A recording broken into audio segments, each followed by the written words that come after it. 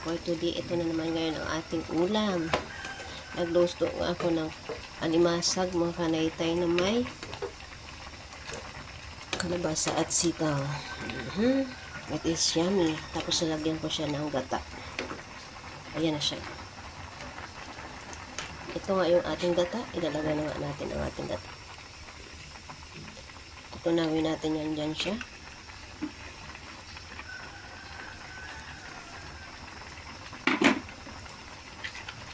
Ayan.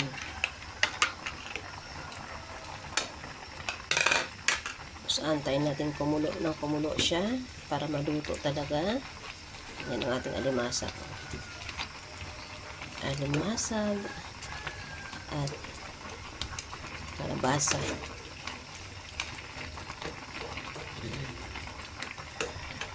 Lagyan ko na siya ng siling green para may twist ng medyo may anghang.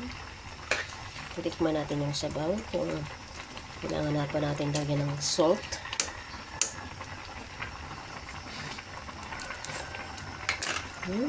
So yummy.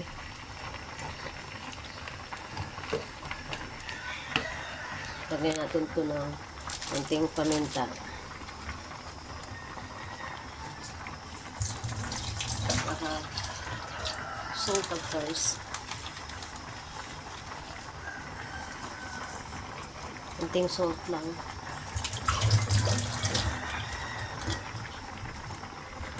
So, ayun na siya. Kumukulo na.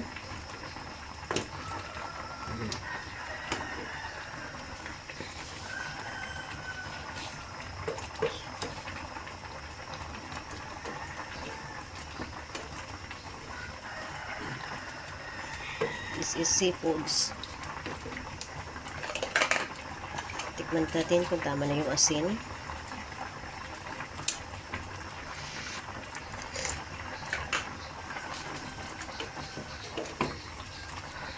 Pangit din kasi pag maalat. So first, lagyan natin ang ating magic sarap. Kunti lang. Ito na ang ating